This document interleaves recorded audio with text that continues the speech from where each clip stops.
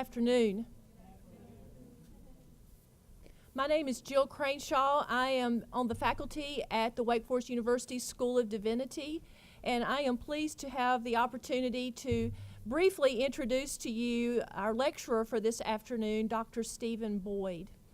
I can say a few formal things about him, some of which you might find in his biography, which is on the website for Wake Forest University, and which say a lot about who Steve is. Steve graduated from Harvard Divinity School and is on the faculty here as the J. Allen Easley Professor of Religion. He teaches courses in the history of Christianity and Christian thought, gender studies, and religion and public life. He's received a couple of awards here on our campus, both for teaching and community service, and he's published a number of books and articles on a range of topics, most of which have to do with advocacy and social justice, community engagement of some sort. I can also say a personal word about working with Steve on the Wake Forest University campus and in Wingate Hall, where our offices both reside. When I first came to Wake Forest University to teach in 1999, Steve was on the faculty of the religion department then, and we almost immediately met one another and began to work on some shared projects. And I have witnessed Steve working here on this campus and in our community tirelessly on a variety of topics that have to do with social change and transformation. So the words that you will hear from him today come from someone who has long experience and much passion and a lot of intellectual knowledge and practical wisdom about how change happens and sadly in some cases doesn't happen in political systems and other kinds of community systems in which we all live and work. I am grateful to Steve for the model that he sets for students here at Wake Forest University, both at the graduate level and in the college. And I am grateful to have a colleague like Steve who so often invites me into conversations and projects like this one, where the university gets to do some work around these important issues. Moral Mondays is one of those topics that has arisen in our midst. And I am grateful to you, Steve, for the leadership that you have provided and for the words that you will share with us today. And I know we will all gain much from Steve in hearing him talk about this event through this lecture. This is part of a ZSR library lecture series, and that is why we are here today. And I am thankful to colleagues in the library who have set all of this up and have worked together with us to make this a broader event than the lecture only, because I think there are many different topics at work here. So thank you, colleagues, for that. Steve.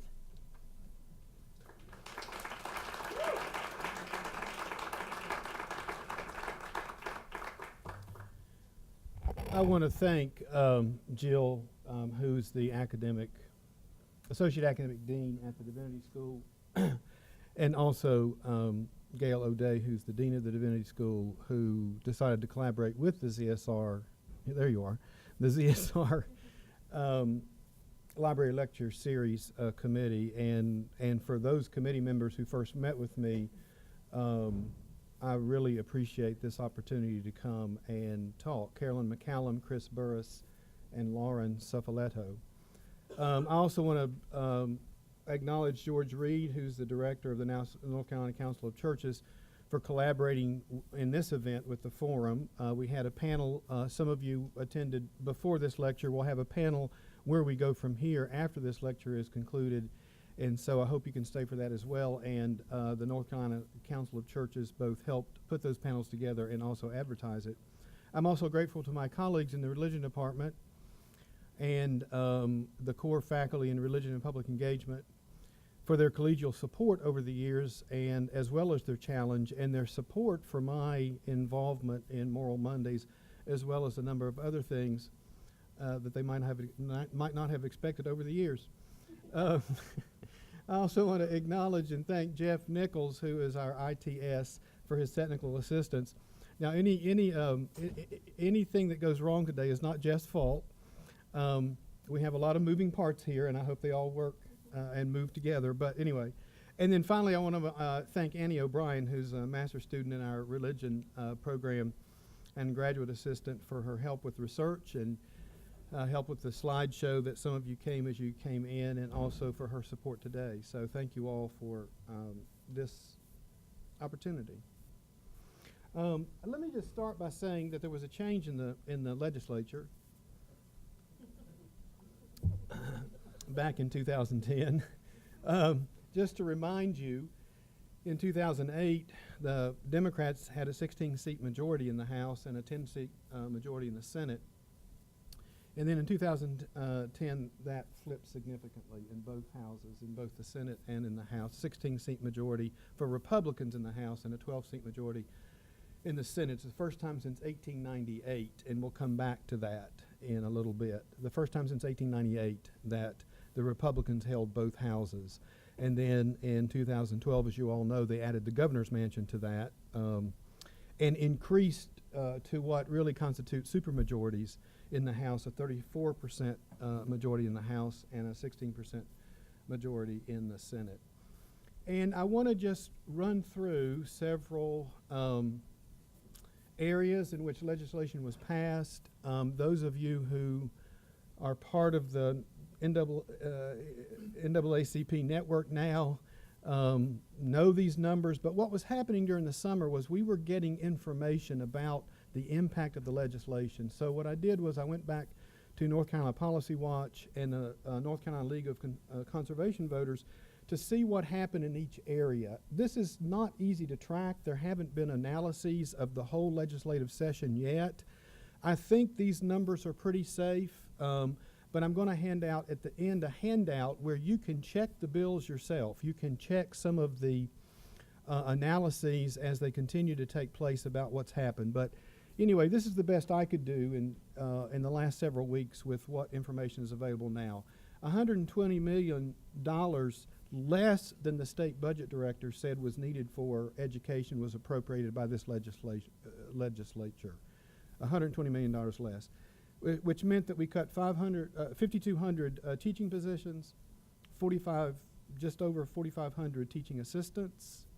We are 46th in teacher pay in the United States. We're 50th in average increases over the last 10 years.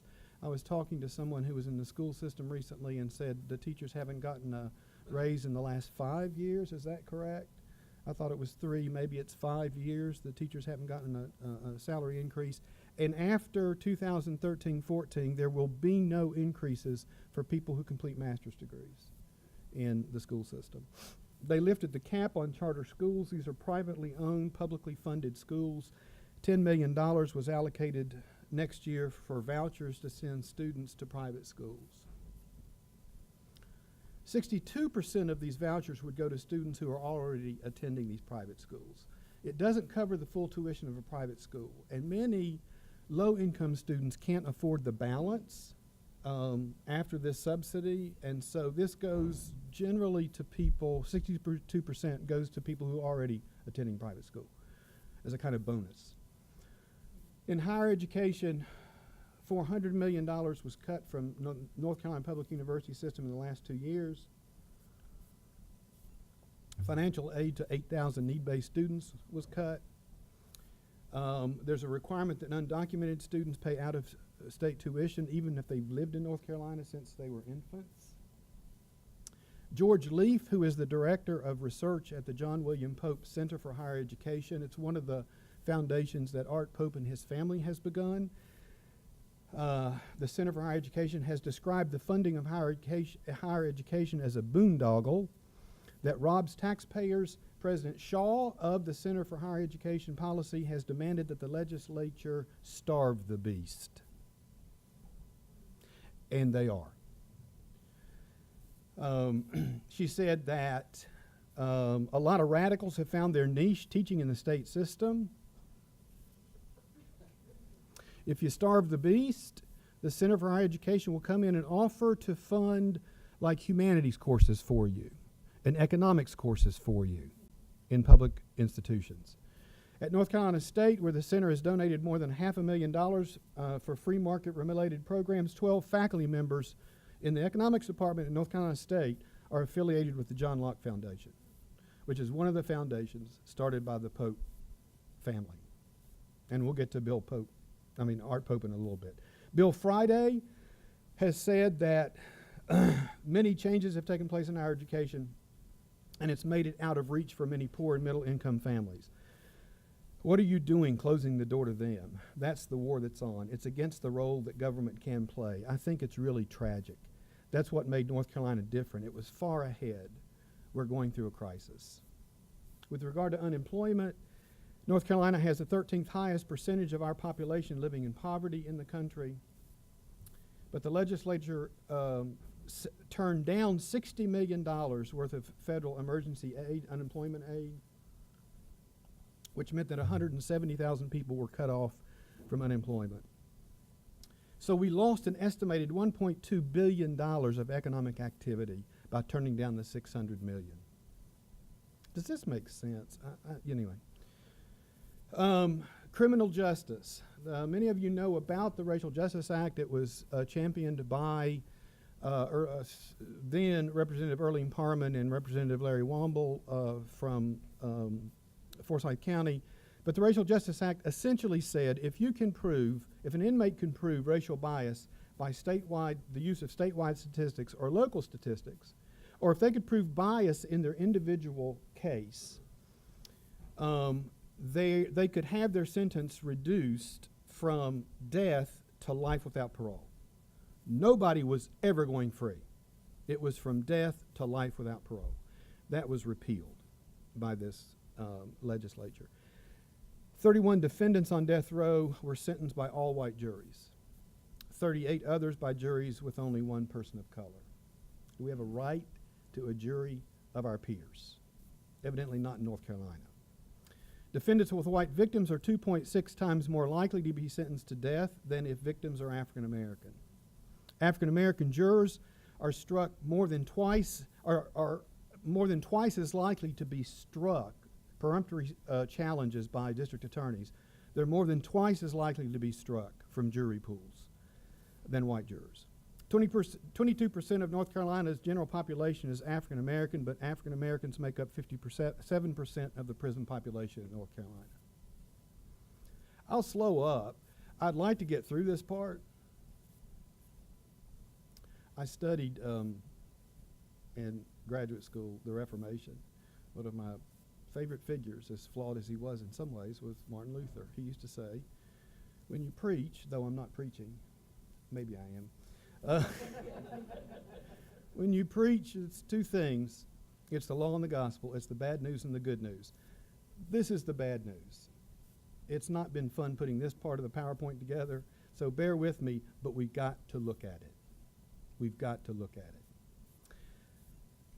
They cut, back in 2011, 1/3 of the prison chaplains were cut, and they also cut funds for prisoner legal services. Tax changes.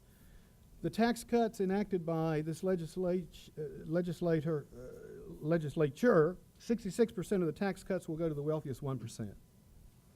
80% of North Carolina taxpayers will see an increase in their taxes.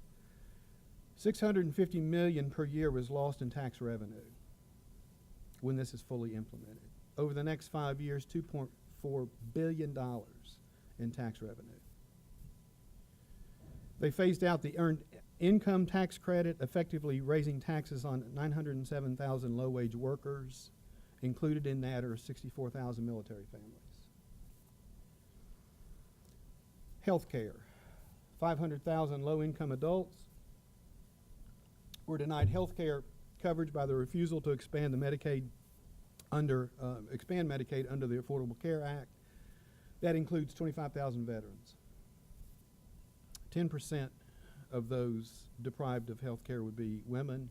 Half of those going to Planned Parenthood are patients that depend on Medicaid for prevention services like cancer screening. Expansion would have cut in half the uninsured rates African Americans have as compared to whites. You might note also that African Americans have double the infant mortality rates of whites in North Carolina.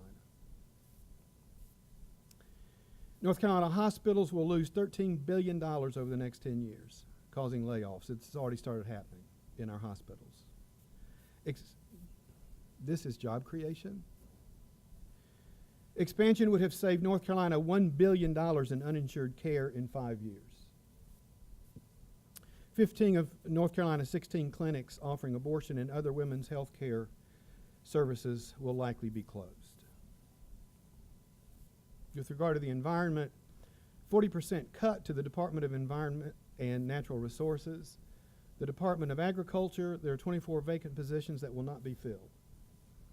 Wildlife Resources Commission, 26 vacant positions unfilled. The Division of Water Quality has been eliminated. Its tasks, its work has been rolled over into Water Resources.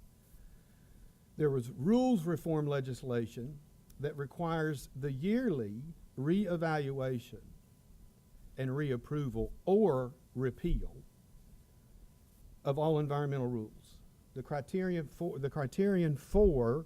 the reevaluation is the economic impact of those regulations in North Carolina.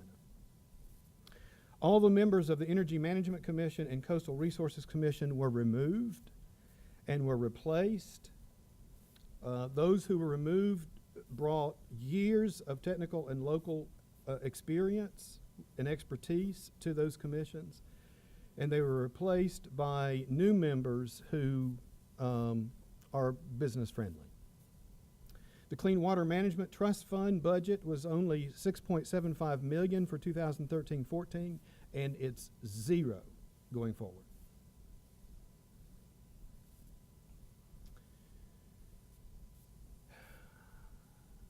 A new slate of members was named to the Mining and Energy Commission. Only 3 of the 16 new members come from conservation or health-related organizations. The rest of the new members come from oil and gas companies and engineers. The legislators instructed the commission to develop a permitting process for fracking by 2015. Now, survey recently showed 75% of North Carolinians say that current environmental standards are either about right or too weak, as opposed to only 13 who say they're too strong. This is not what the people of North Carolina want.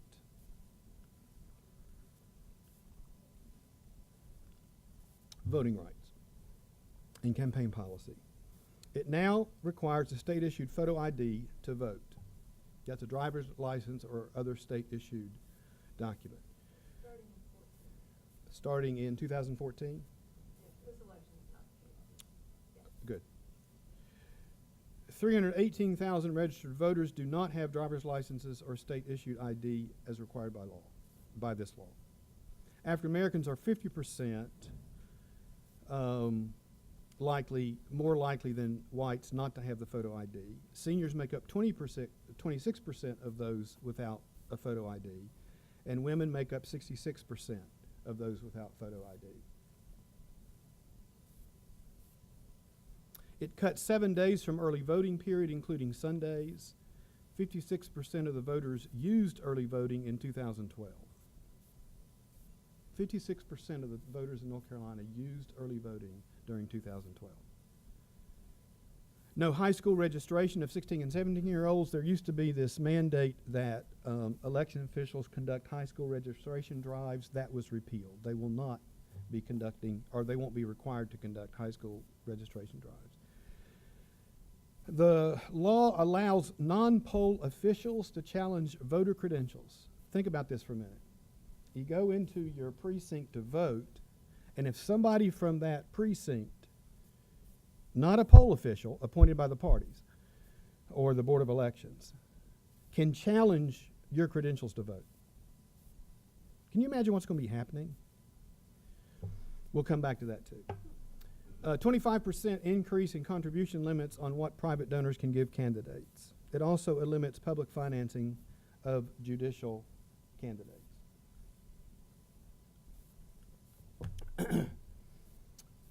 This law read a lot differently before the Supreme Court, the Shelby Supreme Court decision that lifted Section 4 of the 1965 Voting Rights Act that required pre-clearance before implementing laws. Do you know that during the period in which that was in effect, Section 4 is in effect, 43 North Carolina voter laws were struck down 43 were struck down. It's not that we haven't tried this before.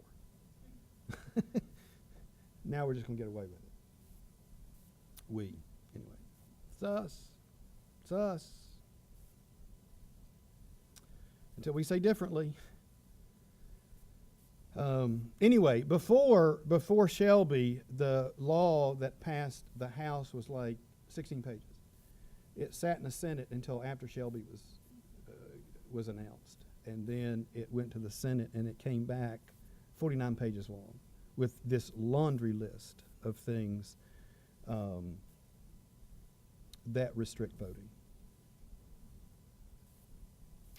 Before Shelby, it passed with 4 Democratic votes in the House. After Shelby and after the addition of the additional restrictions, it was a strict party vote. No Democrats voted for it. Whom do the changes affect? African Americans, women, seniors, Latinos, the middle class, the working poor, unemployed, our teachers. And you know, Reverend Leach, I was thinking about the voters, and I forgot all about the children. This affects so many children in our state in so many ways. Whom do the effects benefit? Mostly white, upper class, men and families. Seems to me. White male supremacy today in North Carolina, in America. All of this seems coherent, organized, and comprehensive. Well, it is.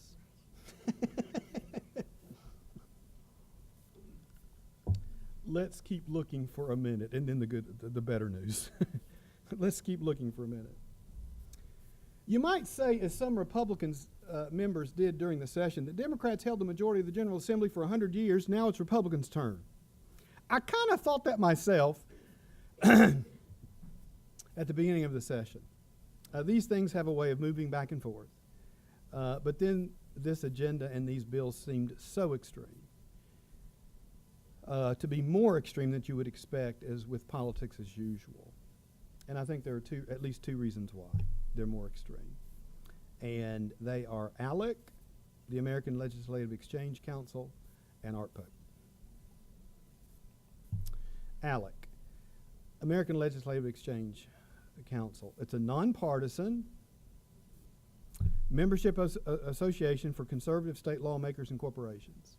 When I say nonpartisan, among their 104 legislators in leadership positions, committee chairs, task force chairs, etc., in ALEC, there's one Democrat out of 104 legislative leaders. But it's an organization for both lawmakers and for corporations. The values of ALEC, they're very clear on the website. Just go to the website. Limited government, free markets, federalism, states' rights, and individual liberty. Memberships. Two kinds of membership. State legislators, they pay $100 a year, $50 a year. I mean, $100 every 2 years, $50 a year to join. There are about 2,000 state legislators that are a member of ALEC. Corporations pay $7,000, $12,000, or $25,000. I think it's something like Madison, Washington, and Jefferson levels or something like that. Anyway, for corporations. And they have to pay additional fees to be on task forces. I'll get to task forces in a minute. There are about 300 corporations that are members of ALEC. In North Carolina, these are not all of them, I've just picked some. Bank of America, Duke Energy, Reynolds American. Corporations have a significant presence in North Carolina.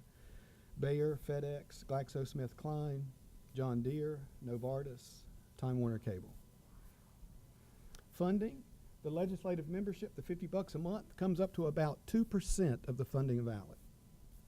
Where's the rest of it come from? From the corporations.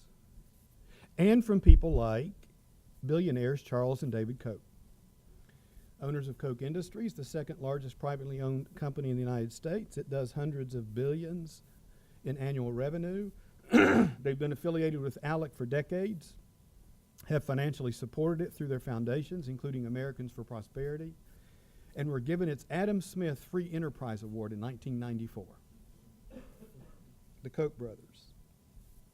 The task forces on ALEC are education, civil justice, they're organized, civil justice, commerce, insurance, economic development, energy, environment, agriculture, health and human services, justice performance project, task on taxes and physical policy. They have 3 meetings a year. They have an annual meeting, and then they have 2 summits a year. The summits is where the work takes place. At the summits, they meet in task force. So this room would be like the criminal justice task force, right? And who would be in this room? It would be legislators who sign up for this task force. Maybe back in Raleigh, they're on a justice committee. See what I'm saying? And also in the room will be, and I'll mention this group in just a minute, there'll be let me see if this comes up next. Corrections Corporations of America,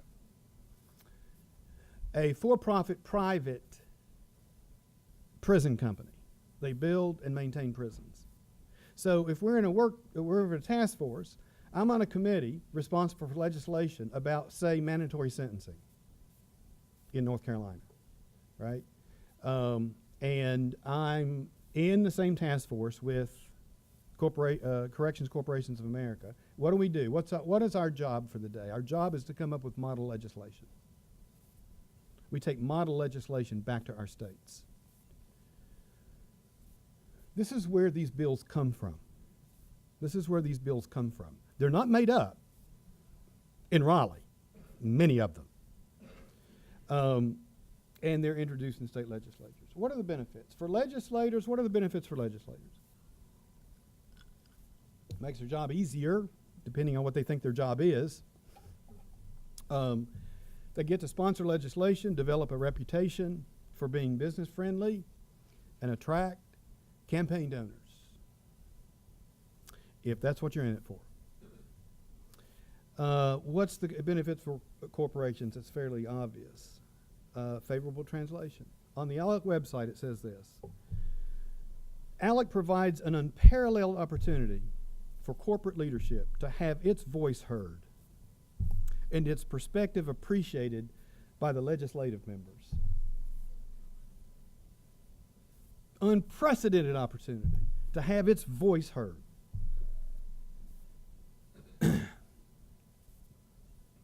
Examples of legislation with respect to Reynolds and Bayer, they're very concerned about tort reform to limit class action suits against pharmaceutical companies. I've already mentioned Corrections Corporations of America. They're interested in anti-immigration legislation because those who are pending hearing need a place to stay. They need a roof over their head, and Corrections Corporations of America provide that, in addition to state penitentiary system. Connections Academy, it's an online education corporation. It's part of the larger plan to privatize public education. It provides private online schools. Private online schools. I have a handout that we're not going to hand you. Because I told Carolyn, if we hand this out, I won't see your eyes for the rest of the presentation. This is what this handout is. On this side, this is what is this? Is this like, whatever this is, color it is. On this side are ALEC's priorities. And on the website, they say what they are. This also, I got a lot of help from this from the Center for Media and Democracy. What's that? Yes, ALEC Exposed. It's Center for Media and Democracy. So here are ALEC's priorities, and in this column are all the priorities that have already been passed into law in North Carolina. And I had this on a white sheet with yellow highlights for the effect, but anyway, it costs a lot to reproduce yellow highlights in color. But what I asked Annie to do is to do it in bold and italics, but when you see this, they got almost everything. And it's a little frightening to see what they haven't got yet and where they're going. So you'll get this as you leave, a parting gift. As you leave. I also, there's another handout as you leave, and that is this handout. And on either side, these are resources. If you want to look up these bills themselves, this tells you how to do it. If you want to see analyses, including Civitas, Art Pope's organization, you can also look these up and see people doing analysis. You can look at that for yourself. So let me quickly go on. There are 29 current House and 3 Senate members that belong to ALEC. That is current North Carolina House members that belong to ALEC. Speaker of the House, Tom Tillis, was named ALEC's Legislator of the Year in 2011. That's Art Pope. This is the other source of the legislation. John Hood, who's the head of the Locke Foundation, which was a foundation started by Art Pope and his family, says of the General Assembly, this current General Assembly, John Hood, who we read every Saturday or Sunday in our paper, that's another matter we can talk about, says, a significant number of our recommendations were adopted this year. We favored no new taxes, lifting the cap on charter schools, cutting spending, as well as dozens of small ticket items.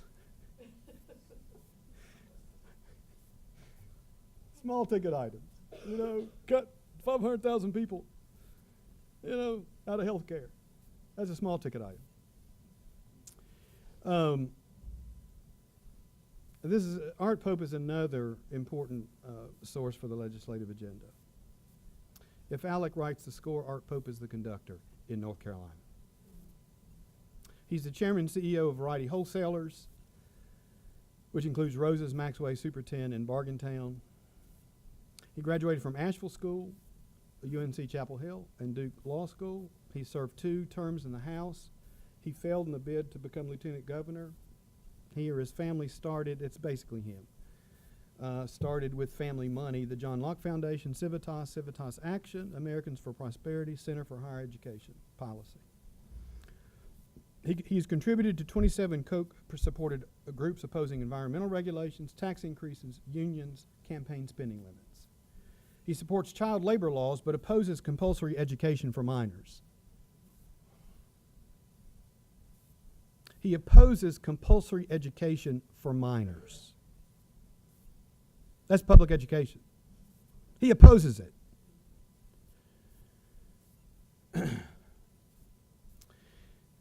He's shaping public discourse in this state. John Hood is syndicated in 50 North Carolina newspapers. He edits Carolina Journal. He's a panelist on North Carolina Spin. His electoral strategy sent Citizens United in 2010, which sort of opened the gates for corporate funding. He spent $40 million in legislative races from 2001 to 2011. In 2010 alone, he spent $2.2 million, and he aimed that money at 22 races. He won 18 of them.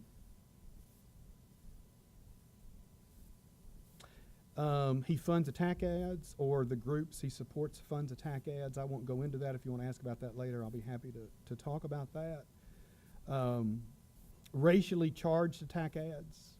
One of the guys who voted for the Racial Justice Act, who was a conservative Democrat, John Snow, former judge, had been a prosecutor, had prosecuted people, had put people on death row, but voted for the Racial Justice Act. One of the mailings that went out to support his opponent and to smear Snow was, thanks to arrogant State Senator John Snow, McCollum, who had raped and murdered an 11-year-old girl, could soon be let off death row. That's the kind of advertising. Mark Farinella, who's a Democratic consultant. In a very real sense, Democrats running for office in North Carolina are always running against Art Pope. There are so many people in North Carolina beholden to Art Pope, it undermines the democratic process. I just wanted to remind us of the flip in 2010 that took place. Art Pope, not singly, but he had a large role to play in that flip that took place in 2010.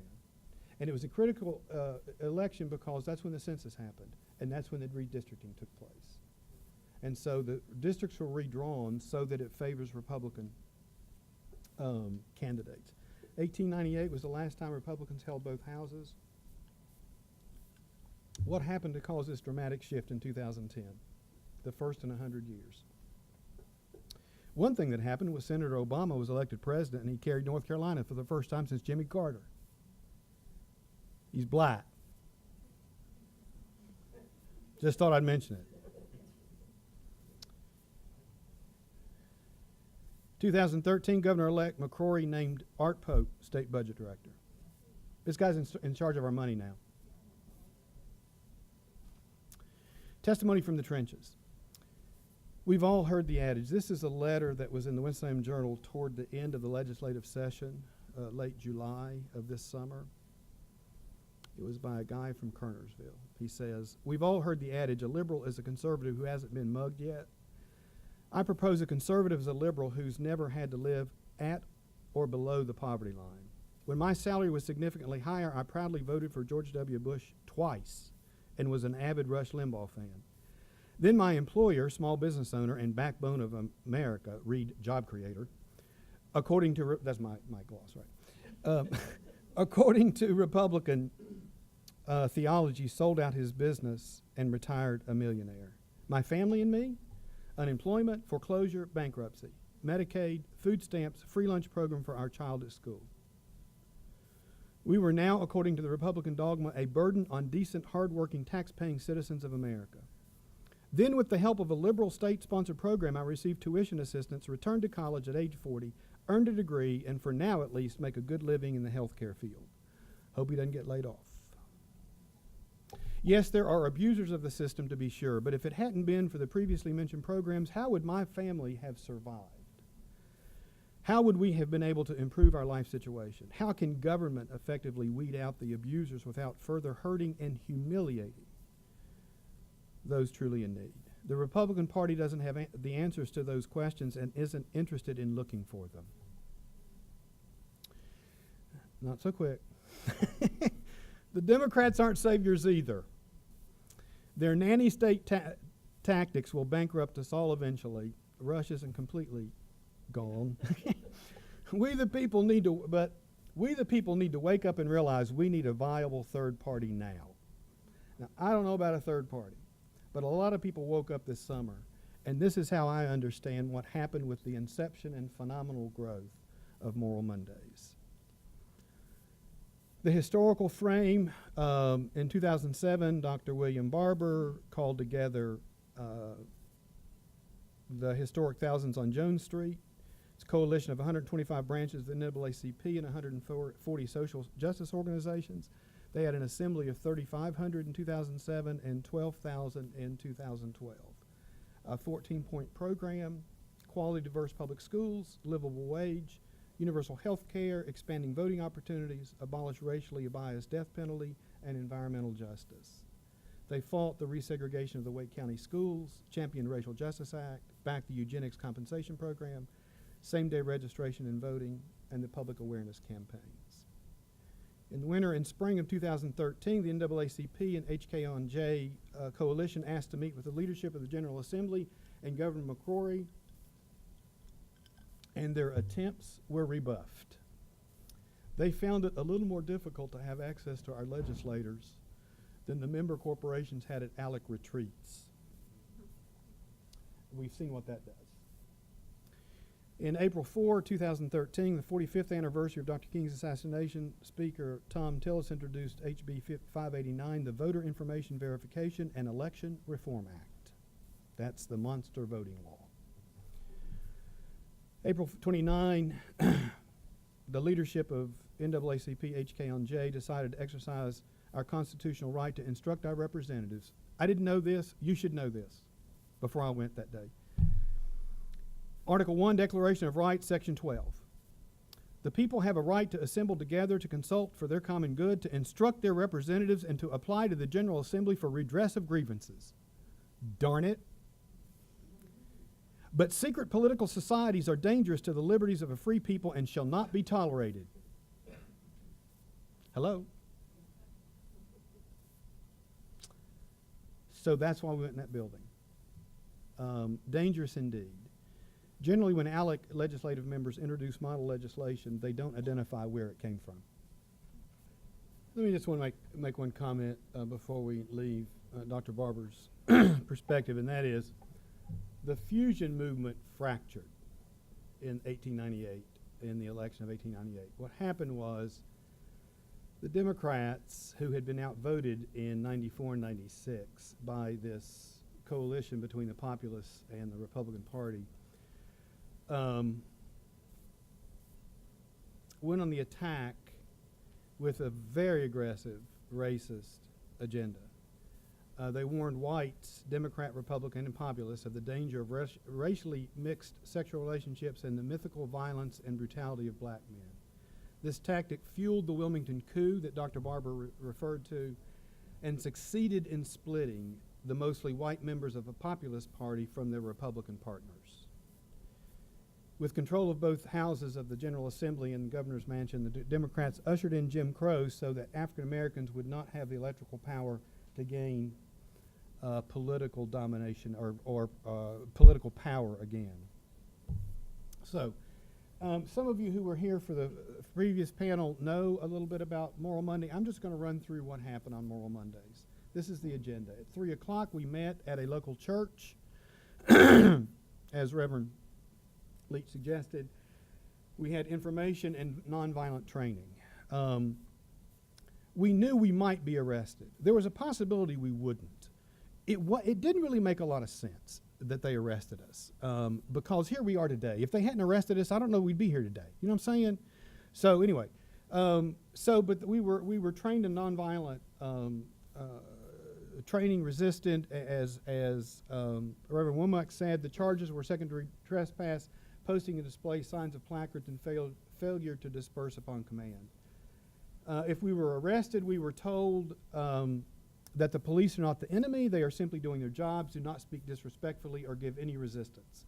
We wore, I was going to bring and I forgot, a green armband so that when we went to the rally at 5 o'clock, we went to the rally on Halifax Mall just behind the legislative building at 5, and we wore a green armband so that we could be identified by the organizers as people who were willing to go into the building and were willing to be arrested if they arrested people that day. And then we listened to at the rallies, we listened to speeches on the topics of the day, particular topics. That is, having to do with the legislation. At 6 o'clock, those who were going to go into the building and possibly be arrested filed into the legislative building. So I just wanted to give you some images. Here's one of the trainings in the church that I went to.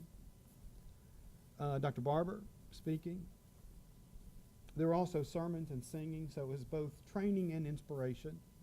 The worship was talked about with the first panel. Here are just folks who are there.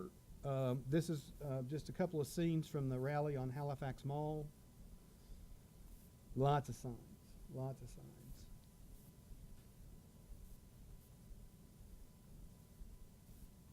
Teacher.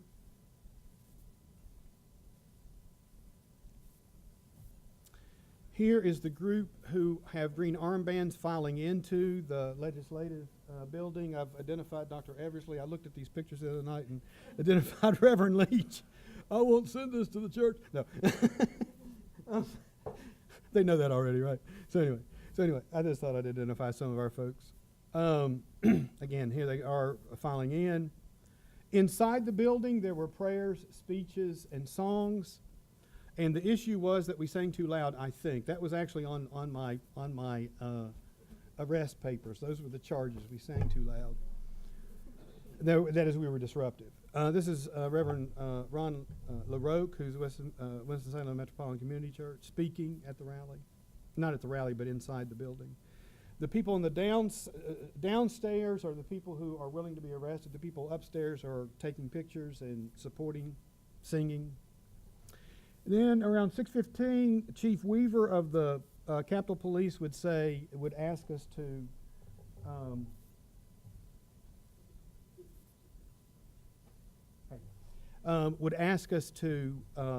disperse. He'd repeat his warning at 6:25.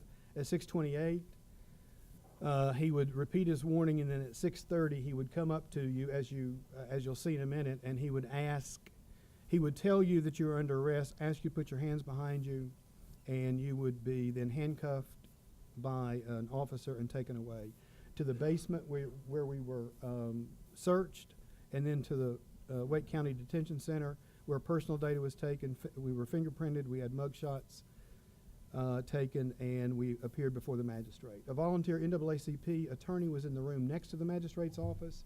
If anyone needed help, the magistrate asked us to sign a form saying we would not return to the legislative building while the charges were pending, and then most of us who were without a record were released on our promise to appear in district court on the day designated. For those people who had a record, the NAACP arranged to represent them and also post bond if they needed bond posted. And here are just some examples of the arrests. A physician, our own Ann Wilson in Winston-Salem. These are the white handcuffs. Kelly Carpenter, pastor of Green Street United Methodist Church in town. Willard Bass, director of the Institute for Dismantling Racism and at Green Street Church. She's having fun. That's Chief with the thing in his ear. That's Chief Weaver. He was really kind of a friendly guy. He was just doing what he was told to do, we think. You went from the basement to the bus to the detention center. People would stand across from where the buses came out and scream and holler and say, you better get some more jails because there are more people coming. They'd say all kinds of stuff, It was very encouraging. This is the picture of some of us that went down that day. Reverend Leach, Reverend Craig Schaub, who's at Parkway United Church of Christ. Parkway United Church of Christ. That's me. Senator Earlene Parman, Reverend Womack, Reverend Bass, and Reverend Dr. Eversley at Delabrook Presbyterian. And then the Moral Mondays turned into the Forward Together, Not One Step Back movement, taking the dream home. We've already heard from the panelists that there were rallies back home in the 13 U.S. congressional districts. I've named them there. We had one in Winston-Salem in September. There was a youth-led Moral Monday, September 16th, the 40th anniversary of the 16th Street church bombing. Here's a picture. We had about 2,000 people at Corponing Plaza in Winston-Salem. And I'd like to close by talking about the perspective of Dr. Vincent Harding. Dr. Harding was a close associate of Dr. King's, an ardent proponent of nonviolence, among other things. He helped draft Dr. King's sermon at Riverside Church in 1967 denouncing U.S. involvement in the Vietnam War. On the occasion of the 30th anniversary of the March for Jobs and Freedom and Dr. King's I Have a Dream speech, Dr. Harding wrote this book, Martin Luther King Jr., An Inconvenient Hero. During the observance of the 50th anniversary of those events, Dr. Harding's words may help us now.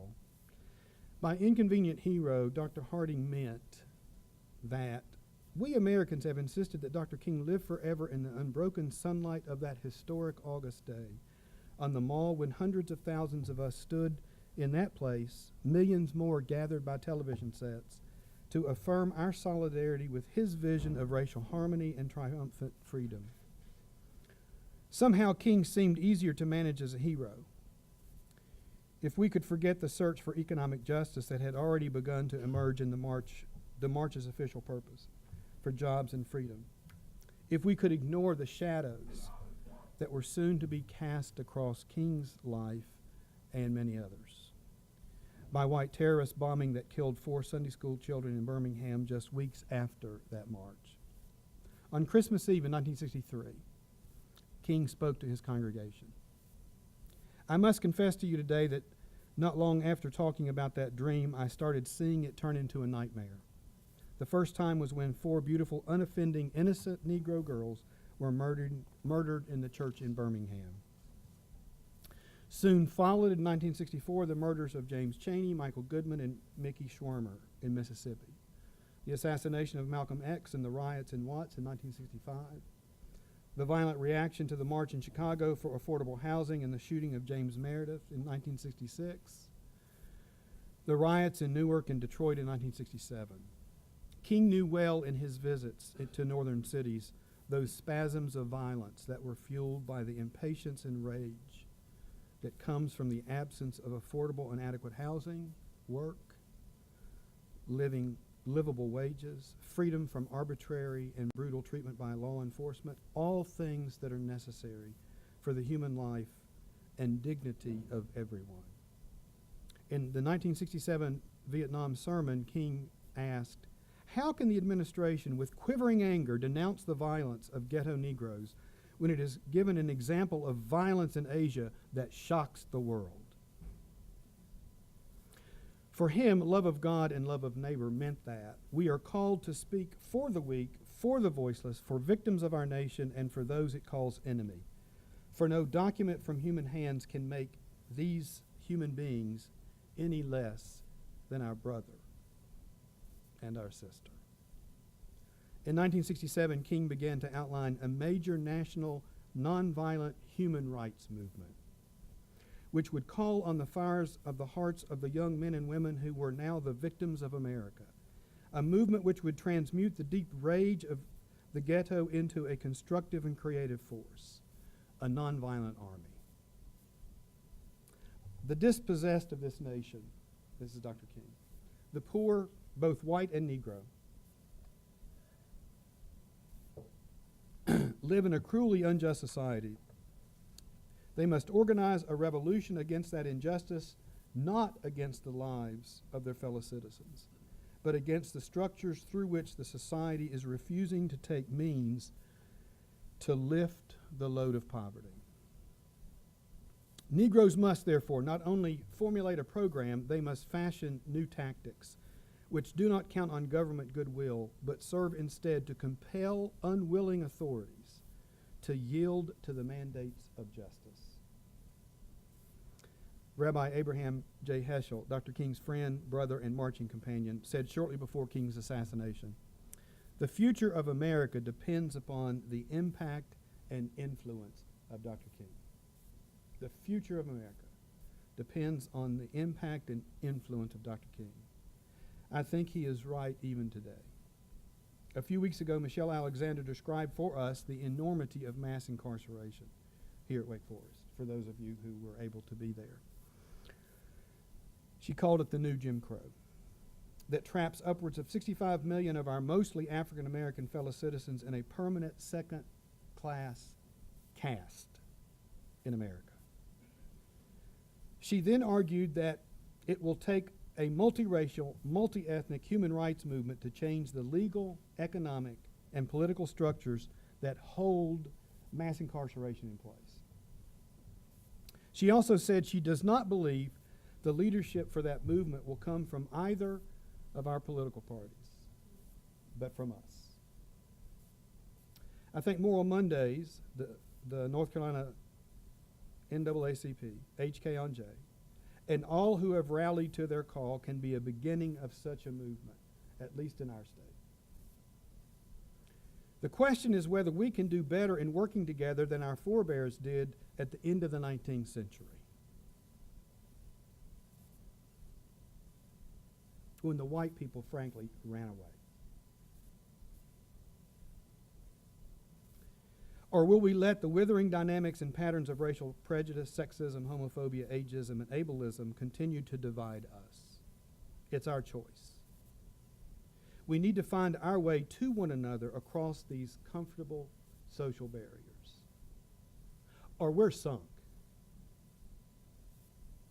We cannot underestimate the forces arrayed against us, against such a movement. That was the first part of the that was the first part of the letter. That was the bad news. We can't underestimate this. These folks are organized, it's comprehensive, and they got money. And they're willing to spend it. So we cannot underestimate the forces arrayed against such a movement, but we must open our eyes and we must commit ourselves. At the end of his book, Dr. Harding tells this story. He had been invited to speak on MLK Day at a middle school in Denver, which is now his home. In his talk, he mentioned Dr. King's awareness of the danger he was in. Afterwards, a 14-year-old African-American young man said, "Dr. Harding, I've got a question to ask you. If Dr. King knew that he would be killed at any time, why didn't he just back off? Why didn't he just chill out for a while?" Before Dr. Harding could answer, a young Latina turned to her fellow student and said, "What do you mean chill out? Dr. King couldn't chill out. He had work to do."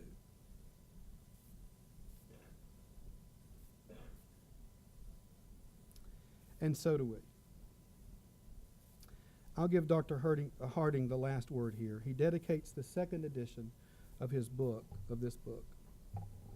to that young Latina student and to all of our multi-generational and multicultural fellow travelers on the path, in his words, that our beautiful brother and his movement companions were creating and walking before us. Let the work continue. Let the ordered steps move on. We are not alone. We are surrounded.